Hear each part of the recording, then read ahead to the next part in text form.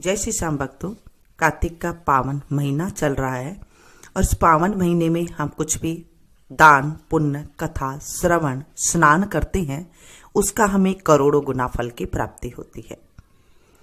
अगर आप सुबह सवेरे जल्दी उठ करके स्नान कर लेते हैं, यानी कि सूर्य उदय से पहले जब तारे दिखाई देते हैं, तो भी उसका हमें करोड़ों गुना फल की प्राप्ति होती है। पूरा कार्तिक नहाने का फल हमें मिलता है। जो लोग पूरा कार्तिक का स्नान करते हैं और अगर हम उन लोगों का दर्शन भी कर लेते हैं, तो हमारे भी कार्तिक नहाने का फल बिल्कुल उतना ही मिलता है और पाप हमारे दूर हो जाते हैं, ऐसा हमारे ग्रंथों में कहा गया है। आज हम 19वां अध्याय का पाठ का स्मरण करेंगे। बोलिए विष्णु भगवान की जय। इससे पहले हम भगवान का थोड़ा सा नाम लेंगे। अच्युतम केशवम कृष्ण दामोदरम, अच्युतम केशवम कृष्ण दामोदरम, राम नारायणम जानकी वल्लभम, राम नारायणम जानकी वल्लभम। कौन कहता है भगवान खाते नहीं, कौन कहता है भगवान खाते नहीं, माँ यशोदा के जैसे खिलाते नहीं, माँ यशोदा के जैसे खिलाते नहीं। राजा पृथु ने कहा, हे देवर्षि, अब आप यह कहिए कि भगवान विष्णु ने वहां जाकर क्या किया, तथा जलंधर की पत्नी तथा पतिव्रता कैसे भ्रष्ट हुआ। नारद जी बोले, जलंधर के नगर में जाकर भगवान विष्णु ने उसकी पतिव्रता स्त्री वृंदा का पतिव्रत भंग करने का विचार किया। वहां उसके नगर में एक उद्यान में जाकर ठहर गए और रात में उसको स्वप्न दिया। वह उनकी माया और अद्भुत कार्य पद्धति थी और फिर उनकी माया द्वारा जलंधर की पत्नी पतिव्रता वृंदा ने रात में यह स्वप्न देखा कि उसका पति नग्न होकर सिर पर तेल लगाए महिष पर चढ़ा है। वह काले रंग के फूलों की माला पहने हुए है तथा उसके चहु और हिंसक जीव है। वह सिर मुंडाए हुए अंधकार में दक्षिण दिशा की ओर जा रहा है। उसने अपने नगर को समुद्र में डूबा हुआ देखा और इस प्रकार से बहुत से भयानक सपने देखे। फिर तत्काल ही वह जाग उठी और सपने के संबंध में विचार करने लगी। इतने में उसने सूर्य को उदय होते हुए देखा तो उसमें उसे एक छिद्र दिखाई दिया। वह कांतिहीन था। इसे उसने अनिष्ट जाना। वह भयभीत होकर रोने लगी। वह छज्जे पर चढ़ गई, अटारी पर चढ़ी, भूमि पर उतरी, मगर उसको कहीं पर भी शांति प्राप्त नहीं हुई। फिर वह अपनी दो सखियों के साथ लेकर उपवन में गई, परंतु वहां पर भी उसको कल न पड़ी, शांति न पड़ी। फिर वह जंगल में निकल गई, मगर वहां पर भी उसको चैन न आया। वन में उसने सिंह को लड़ते हुए दो भयंकर राक्षसों को देखा, सिंह के समान, जिससे वह अत्यंत भयभीत होकर वहां से भागने लगी। उसी क्षण वहां पर अपने शिष्यों सहित एक मौनी तपस्वी आ गया। भयभीत वृंदा उसके गले में हाथ डालकर उससे अपनी रक्षा के लिए याचना करने लगी। मुनि ने अपनी एक ही हुंकार से उन दोनों राक्षसों को वहां से भगा दिया। वृंदा को आश्चर्य हुआ। वह भय से मुक्त होकर मुनि नाथ को हाथ जोड़कर प्रणाम करने लगी और कृतज्ञता का ज्ञापन किया। फिर उसने मुनि से अपने युद्ध रत पति के संबंध से उसकी कुशल क्षेम का प्रश्न किया। मुनि ने मौन होकर आगे पीछे देखकर कुछ कहना ही चाहा कि उसी समय दो बानर के समक्ष आकर उनसे हाथ जोड़कर खड़े हो गए और जो ही मुनि ने भ्रुकुटी संकेत किया त्यों ही वह उड़कर आकाश में चले गए। फिर जलंधर का सिर व धड़ लेकर मुनि के पास आ गए। तब वृंदा ने अपने पति का मृत्यु हुआ जानकर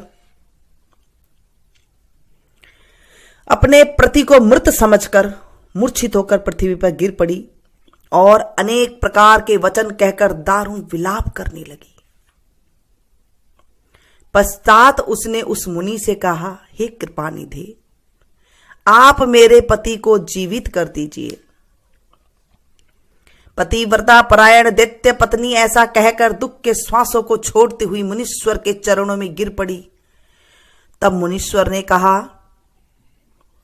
वह शिवजी द्वारा युद्ध में मारा गया है, अतएव जीवित नहीं हो सकता, क्योंकि जिसे भगवान शंकर मार देते हैं वह कदापि जीवित नहीं हो सकता, परंतु शरणागत की रक्षा सनातन धर्म है, अतः मैं कृपा कर इसे जिलाए देता हूं।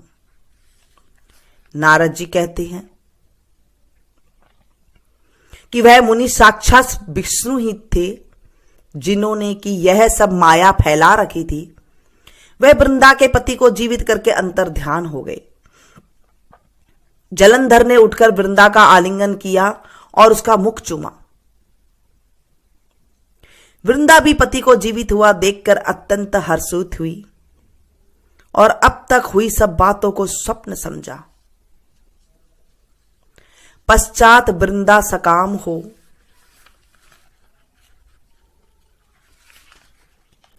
बहुत दिन तक उसी वन में अपने पति के साथ विहार करती रही। फिर एक दिन उसने सूरत एवं संभोग काल में अंत में भगवान विष्णु को पहचान लिया। अतः उन्हें ताड़ित करती हुई बोली, हे पराई स्त्री से गमन करने वाले विष्णु, तुम्हारे शील को धिक्कार है। मैंने जान लिया कि वह मायावी तपस्वी तुम ही थे। हे राजन, ऐसा कहकर परम क्रुद्धा हो पतिव्रता वृंदा ने अपने तेज को प्रकट करते हुए शाप दिया, जो तुमने अपनी माया से दो राक्षस मुझे दिखाए थे, वही दोनों राक्षस किसी समय तुम्हारी भी स्त्री को हरण करेंगे और उसके विरह में दुखी होकर तुम वानरों की सहायता से वन में भ्रमण करोगे। और यह सर्वेश्वर जो इस समय तुम्हारा शिष्य बना है, यह वहां तुम्हारा साथी होगा। ऐसा कहकर पतिव्रता वृंदा भगवान विष्णु के लाख मना करने पर भी अग्नि में प्रवेश कर गई। ब्रह्मा आदि देवता आकाश से उसका प्रवेश देखते रहे। वृंदा के शरीर में तेज श्री पार्वती जी के शरीर में चला गया और आकाश से जय जय शब्द होने लगा। पतिव्रत धर्म के प्रभाव से वृंदा ने मुक्ति प्राप्त की। बोलिए विष्णु भगवान की जय। आज हमने 19वां अध्याय का पाठ का स्मरण किया है और अब हम जाटका भाटका की कहानी सुनेंगे। एक जाटका था, एक भाटका था। जाटका चला सासरे, भाटका चला भैन के। रास्ते में दोनों कुएं की पाल पर मिले। जाटका ने कहा, आ भाटका अपन नगर बसेरा कर लेते हैं। भाटका बोला, भाई मैं तो मेरी बहन को लेने जा रहा हूं, तू ही तेरे सासर जा रहा है, क्या पता तेरे लाड चाव करने में कोई देरी हो जाएगी या फिर नहीं करेंगे, तो तू ही नगर बसेरा कर ले। जाटका ने चावल का दाना निकाली, पानी की घंटी ली और कुएं की पाल पर बैठकर नगर बसेरा कर लिया। नगर बसेरा कर बोला, नगर बसेरा से करे, से न धोवे पांव, ताता मांडे लापसी, देसी मेरी माए, माँ को देगी माओसी तो देश देगा द्वारका का नाथ, मीठा मीठा घास बैकुंठा का बास। यह कहकर जाटका तो अपने सासरे गया और भाटका अपनी बहन के गया। जब जाटका अपने सासरे गया तो सासरे में उसके खूब लाड चाव हुए, और जब भाटका अपने बहन के गया तो बहन के मकान में जाते ही आग लग गई, और वह आग बुझाता बुझाता राख को ठंडी करते करते शाम हो गई और उसे कुछ खाने को भी नहीं मिला।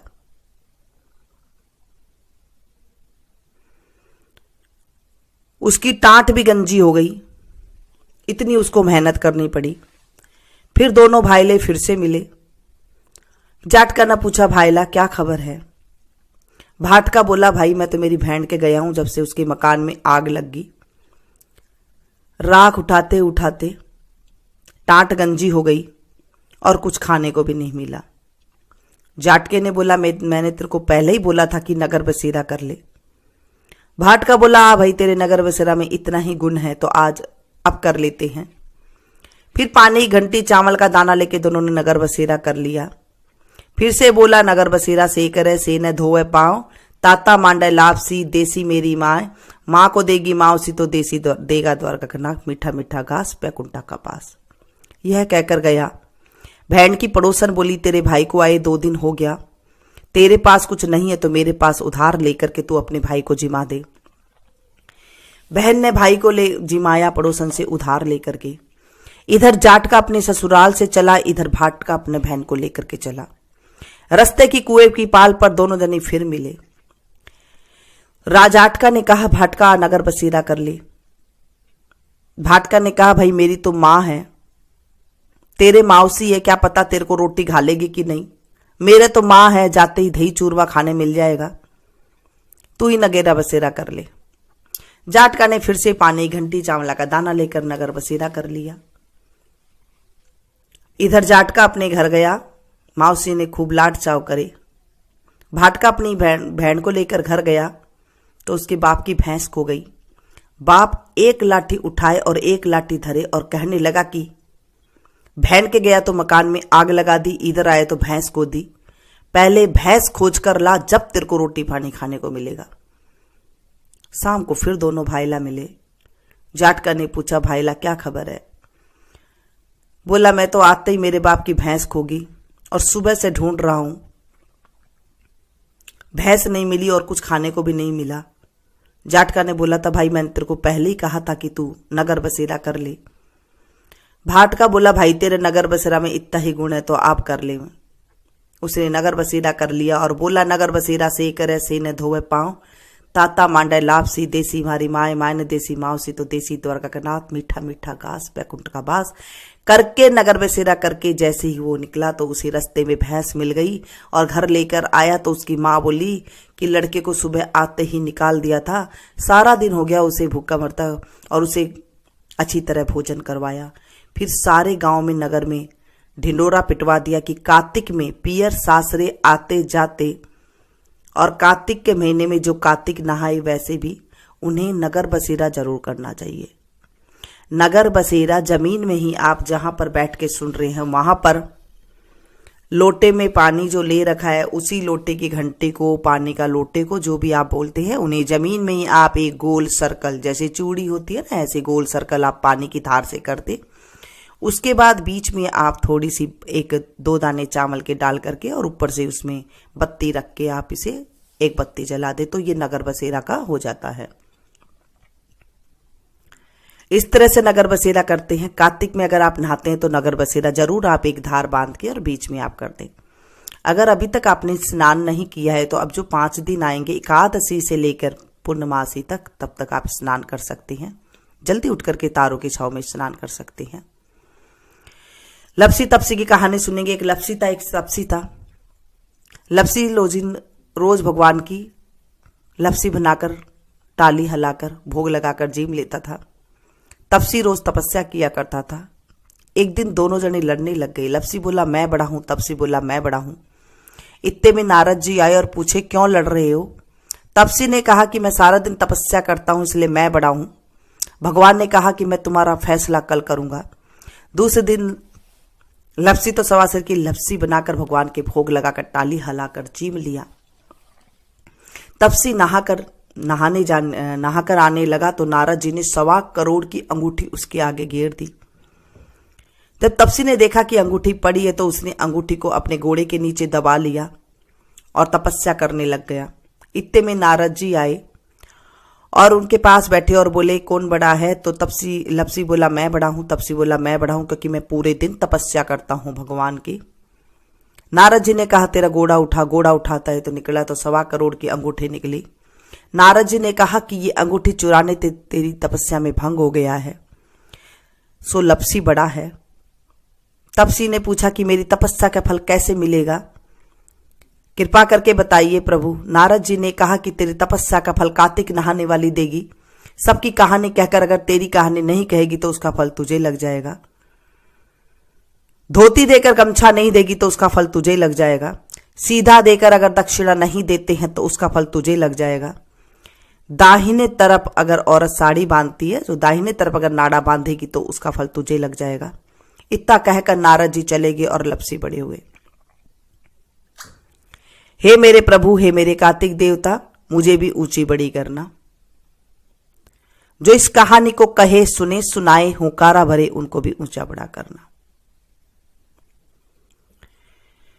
आज हमने जो भी कहानी सुनी है, कथा सुनी है, हे प्रभु इस कथा में अगर कोई गलती हो गई तो अब वो बच्चा समझ के हमें माफ कर देना। कोई भूल चूक हो गई तो उसे क्षमा करना। आशा करती हूं ये कहानी आपको बहुत पसंद आई होगी। ये कार्तिक के महीने की कहानी है। इसे ज़्यादा से ज़्यादा शेयर कीजिएगा। जैसे मैं आप लोगों को सुना रही हूँ, आप हजारों की मात्रा में एक साथ सुन रहे हैं तो मुझे भी जो है पुण्य की प्राप्ति मिल रही है। मैं चाहती हूँ कि मेरे सुनने वाले जितने हैं उनको भी और भी पुण्य की प्राप्ति हो, क्योंकि आपने कथा सुनी है, आपको तो 100% पुण्य मिला ही है। जब आप भी किसी को शेयर करेंगे, सुनाएंगे, तो आपको भी जो है कथा का 16वां हिस्सा पुण्य आपके खाते में अपने आप जमा हो जाता है। क्योंकि कार्तिक का पावन अमोघ महीना है। उस महीने में आप जितना पुण्य कमा सकते हैं कमा लीजिए, क्योंकि हमें नहीं पता कि हम साल भर में कितना पाप करते हैं, कितना झूठ बोलते हैं, कि कितना किसी का दिल दुखाते हैं, कि कितना हम चींटियों को मार देते हैं, कितना हम पाप करते हैं, हमें नहीं पता है। लेकिन कार्तिक का महीना ऐसा है जो हमारे पापों का नाश करने का और पुण्य की प्राप्ति का सारे सुख इसमें मिल जाते हैं। ऐसा महीना, अमोघ महीना आया है, तो इसे आप ज़्यादा से ज़्यादा शेयर कीजिएगा ताकि आपके जीवन में भी जो है पुण्य आए। मिलती हूँ फिर से एक नई कहानी के साथ, नई अध्याय के साथ। तब तक आप लोग देखते रहिए मीनू संगीत। शाम को तुलसा जी के भजन गाए जाते हैं। मैं शाम को आप लोग के साथ तुलसा जी का भजन भी शेयर करती हूँ और उस टाइम पे ही आपको तुलसा जी का विवाह की विधि भी और अच्छे से बता दूंगी। Thank you. जय श्री श्याम भक्तों।